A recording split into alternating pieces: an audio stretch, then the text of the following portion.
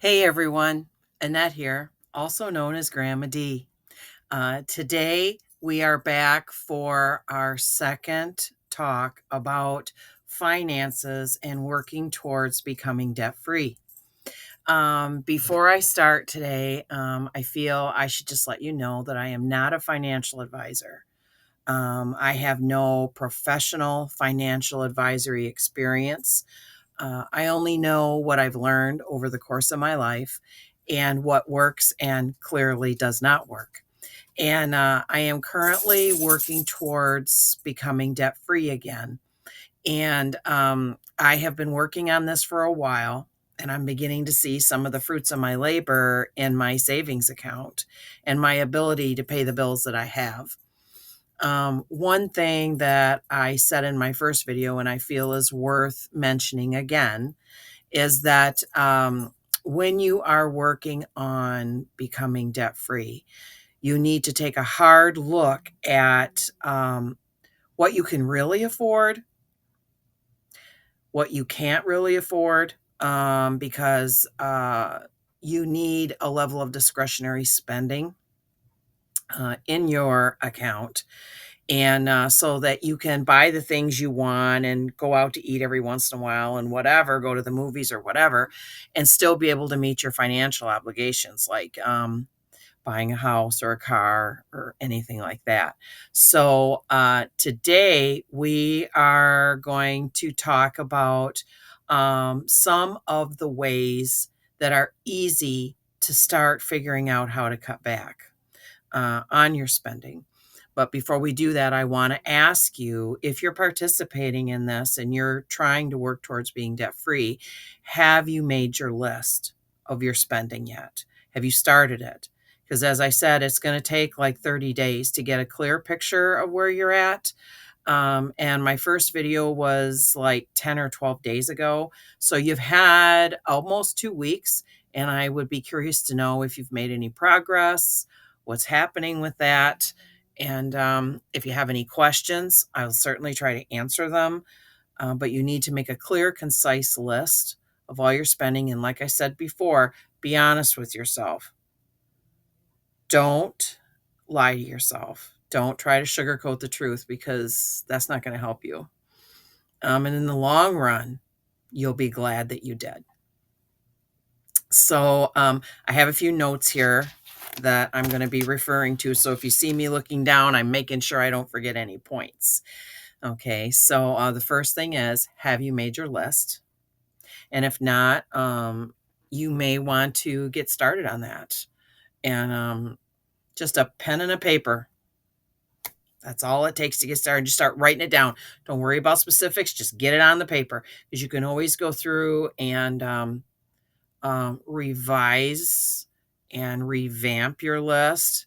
If you've paid something off between the start and the stop or the finish when you're generating your list, you can cross that off. So there's always that.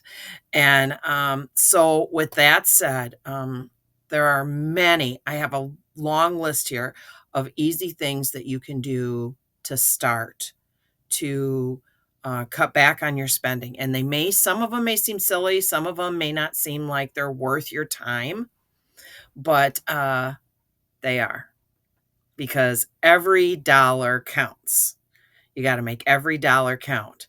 And so, with that in mind, first and foremost is you want to pay cash for everything if possible. Give yourself an allowance out of your check, whether it's $100, $200, whatever you think you're going to need for gas for your car for however long it is between paychecks. If it's a single or a 2-week paycheck, or you get paid monthly, you might want to do it in a couple increments if you're getting paid monthly.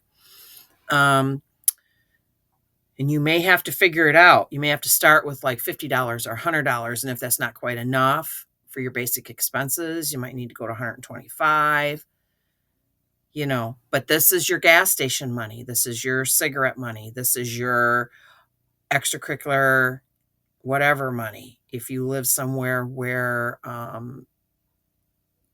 marijuana is allowed or anything like that. And your gas for your car.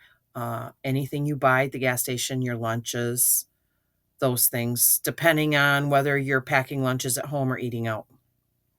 So, anyways, you want to give yourself an allowance and pay cash out of the gate for everything as long as possible. Keep your receipts, as I said before, because that will help you to know where you're at. Shove them in your wallet. Just have a paper bag in your car or a little container and shove them in there, something with a lid to keep them dry so you can read them 3 weeks from now, because that could happen. And then take a hard look at them and see what you can eliminate that you're like, I don't know why I did that. And one thing is, like, if you go to the gas station and say you buy a lottery ticket and a soda and it comes to $2.50 and you want to use your debit card, which, but if you want to use your debit card, they may have a sign there that says $5 minimum. So you go over and you pick up a candy bar and a pack of gum. Well, if you do that 2 days a week, that's $7 or $8. And so over the course of a month, that could be as much as $30. Okay. We don't think about that because we think, oh, it's only a couple bucks. Well, those couple bucks add up. So keep that in mind. So cash when you can, debit card when or credit card when necessary. And because cash allows you more freedom when you're spending, such as, i.e., the gas station at the swiper. So, and then the next thing on my list is subscription services.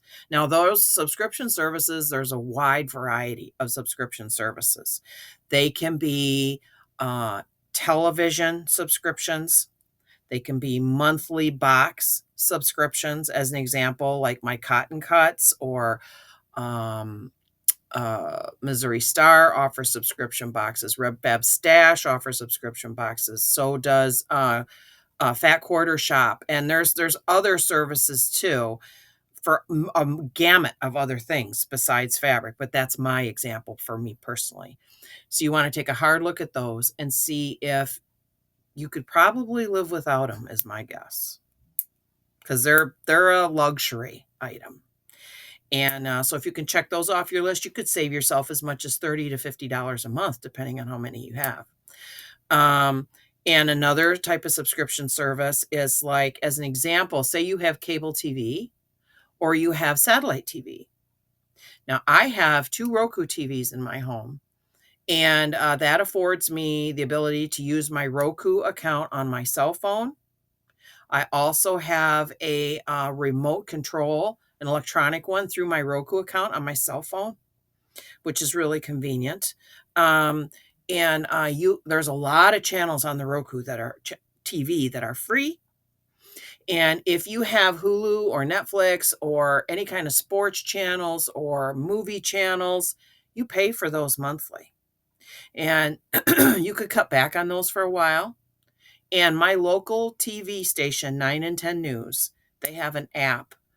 And they also use Zeem and View It on the Roku TV. So I can watch my local news every day. Plus, I can see a lot of shows that I enjoy watching that are only on regular TV because I don't have a subscription service that supports them. And so I watch those on the 9 and 10 app. So, you don't have to pay that $150 or whatever it is, $100 a month for subscription TV when you can go and pay what it costs you a month for your subscription for your satellite or your cable. You can buy your Roku TV and upstart a Hulu or a Netflix account and then go from there. I used to have Hulu and Netflix, but I got rid of the Netflix and my Hulu is commercial free. That's about $18 a month right now. And it affords me commercial free Hulu. Let me just tell you how great that was during the election. I never watched more Hulu than I did during that time because everywhere you were turning, they were shoving election stuff down your throat. So, you can get away from that as well. And you can probably get by without sports channels. You can probably get by without a lot of that stuff. Because actually, you can have free YouTube. Okay. And there's a lot of things. YouTube does have a live TV mode if you would want to pay for that instead of something else. You can view a lot of sports and things on YouTube Live. Like, as an example, I went to YouTube and it was free, and I got to watch the presidential debates from start to finish with the moderators. It was the professional version, free on YouTube. So, you know, those are options for you. Look into your TV subscriptions. Look into what you have, because you think, oh, this one's $5, this one's $8, Hulu is $12, and before you know it, you're at $100. You may as well have the cable. So if you're going to cut back, that's a great way to cut back, because we are really diving deep into the subscription service world. And also, as I said in my previous video, you can inquire into lower cost subscription services. Like with my SiriusXM, I mentioned on my first video that I call SiriusXM every year and get the lower cost of $7.98 a month, I think it is. So instead of the 20-some dollar one they wanted me to buy. And then let's see, on donations. If you like to donate to worthy causes, which I do, you might have to take a hard look at those for a while and stop a couple of them and only keep the one or two that are closest to your heart that you really feel like, or just take a pause from everything for 6 months. They will go on, and you can pick back up in 6 months and continue donating to those causes that mean so much to you. Like for me, that's Compassion International, Xerxes Society. Those are two organizations that I have donated to for years. And Salvation Army, that's another one. Very worthy cause. But I had to cut back. So, that's how it is. So, and it's only temporary. As I said in my first video, all this is temporary. Okay? It may take 3 years. It may take 2 years. It may take a year, but it's all temporary. Okay? So, and the next thing you need to do is identify all your auto drafts that come out of your account. Like, make a list of what auto drafts out of your account, what day it auto drafts, and how much it is. And do you sometimes wind up paying overdraft fees because it auto drafts and you forgot? That's a problem if that's happening. You need to stop the auto drafts and make a list of what you have to pay every month and take care of it that way. That can be a big money sucker as well. And also, don't take out any new loans until you get on your feet again.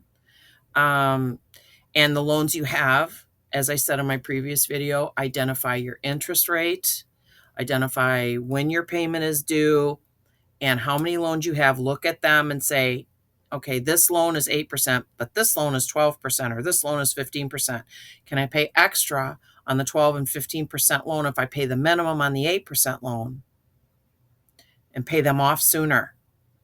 Or can I get a third loan that these will roll into at a lower rate? Some banks will do that. If you have 2 loans and you go to them and say, I'm trying to become debt free, is there a way, do you have a program or something where I can take these 2 loans here, roll them into something that's a little lower interest and pay these off? That's a thought too. You should look into that. There's a lot of legwork that's involved in becoming debt free, but it is possible and it's all doable. Okay, so give it a try. Go talk to your bank and see what they say. Another thing, this is a problem for me, impulse buying. So that hurts, impulse buying, not doing that. But the first thing you can do to help prevent that is to keep a running list of what you need.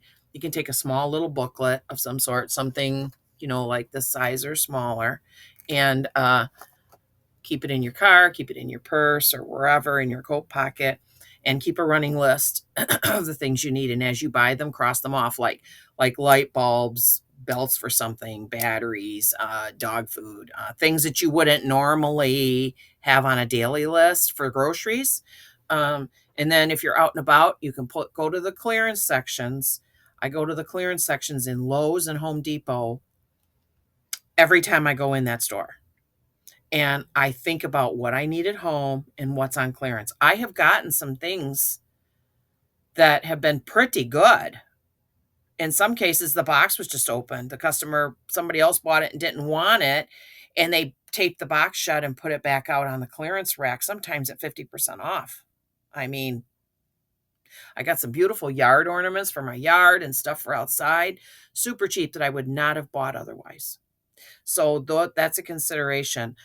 Impulse buying can be a real problem. So you need to watch for sales, keep a running list, shop clearance, all those things. They're super helpful to stop impulse buying. I wanted to mention, for me, for impulse buying, problem stores are Hobby Lobby, Joann's, Dollar Tree. Those stores, I tend to impulse buy more. And I had to be tough on myself and say, okay, where do I tend to do that the most? So I stay out of those stores unless I need something. And then I make sure I walk in with blinders on. I don't try really hard not to get distracted. I get what I need. I buy, I'm out. Okay. That is super important because you can easily spend $20, $30 on an impulse buy. Okay. And another thing that's a problem for me that I've stopped doing is buying off of live Facebook and YouTube selling events. I follow RevFab Stash and Cotton Cuts, and they do live fabric and Notion crafty related live YouTube selling events quite often. And I am to the point now to where I can watch for 2 hours and I'm not buying anything. Because you keep telling yourself, no, I don't need that. I've got plenty in here. I got more fabric in here than I would use in the next 5 years. Easy. I don't need anything really. And so you got to be careful of that. And commercials are a problem. Turn them down. Mute them. So you don't have to listen to what they're trying to sell you. Because you can get sucked in really easily. Okay. So we have covered some easy things that you can look at to get started on cutting back. So we'll recap here. Subscription services. Look into your cable, your satellite versus buying a Roku TV and having 1 or 2 low-cost subscription services. Identify your donations. Identify any loans you have, their interest rate, when the payment is due, so you know what's happening. It's important to be informed. And you need to identify all your auto drafts and see when they're coming out, how much it is. That's a great start right there to help you out. Now, I also wanted to talk to you a little bit about my journey when I was younger. As I said before in my first video, I had to help my mom learn how to write checks. She had used a credit card, but not a lot. She had no understanding of interest and payments, that kind of stuff. My dad paid everything. I grew up in a household where I was not taught how to handle money, how to spend money, to put money away, to be prudent. And so consequently, when I left home, I made some bad financial mistakes. My boyfriend and I bought a car together that we couldn't afford. It was too expensive. We were spending money like crazy. We were going out to eat all the time. We weren't putting money away. We weren't saving for a rainy day.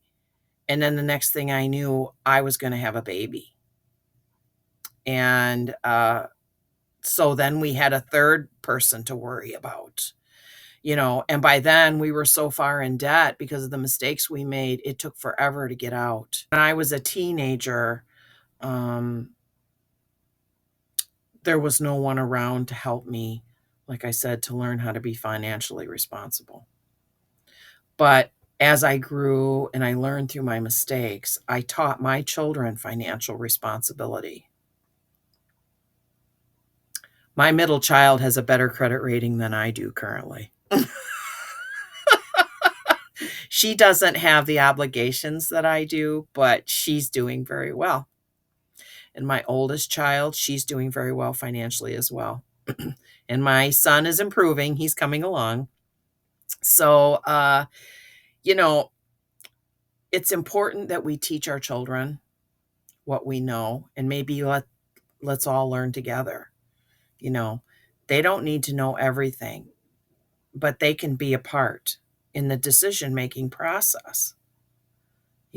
So if they're old enough, and I would say 7, 8 years old is old enough to start learning, it's important to teach them those things so that they have a better understanding of what's happening and why you say no, why they can't have this thing or this game or that phone or that tablet or whatever, because it's expensive and it's important. And speaking of tablets and phones and all that stuff, it's important to look at your devices and your internet package that you have, and because that's a monthly subscription service, and see what you're doing and if it's something that you can make some changes to so it'll be more economical. Maybe you don't need to upgrade right now. Maybe you need to wait another year. Maybe you can get by on a lower internet package if you're not teleworking and you don't have children schooling from home or going to college at home. There are also other types of memberships that people have: gym memberships, timeshare memberships, um, ski package membership fees for the lodges that you go to. If you share an Airbnb or anything like that, there are a lot of places where money is hiding. Money is good at hiding. So, what I would suggest doing, as I said, make your list, look at some of your easy starts, and see where you can cut back, see where there are things that you don't necessarily need. Give yourself a cash allowance every week and use that for spending. And you will find, if you're using cash, you're going to find that you're going to spend less.